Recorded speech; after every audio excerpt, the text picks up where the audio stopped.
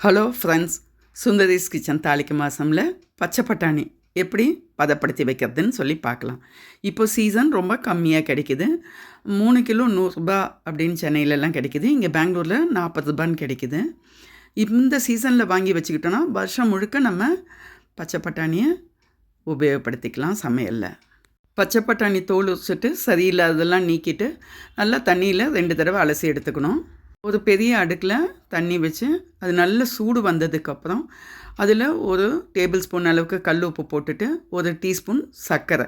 இது பச்சை பட்டாணி பச்சை மாறாமல் இருக்கிறது நமக்கு கொடுக்கும். அதில் பச்சை பட்டாணியை இப்போது ஒரு ஈடாக போட்டு எடுக்கிற மாதிரி கொஞ்சம் கொஞ்சமாக போட்டு எடுத்துட வேண்டியது தான். வேகலாம் விட தேவையில்லை. நம்ம தண்ணியில் போட்ட உடனே அந்த தண்ணியில் அது கொஞ்சம் மேலே மிதந்து வரும். அதை வடித்து எடுத்துடணும்.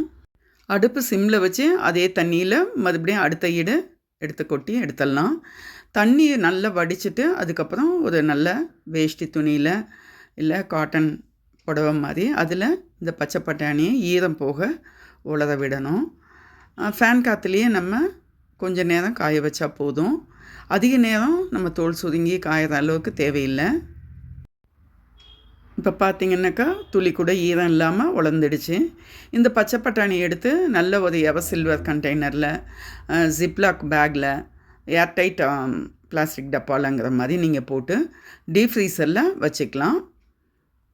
சமைக்கிறதுக்கு ஒரு 10 நிமிஷம் முன்னாடி எடுத்து தண்ணியில் போட்டு அலசிட்டு நம்ம சமையலில் சேர்த்துக்கிட்டால் போதும்.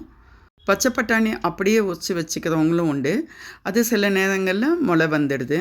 இதை மாதிரி பதப்படுத்தி வைக்கும்போது அதிக நாட்களுக்கு நம்மளால் உபயோகப்படுத்த முடியுது. இந்த வீடியோ பிடிச்சிருந்தா லைக் பண்ணுங்கள், ஷேர் பண்ணுங்கள், சப்ஸ்கிரைப் பண்ணுங்கள். நன்றி, வணக்கம்.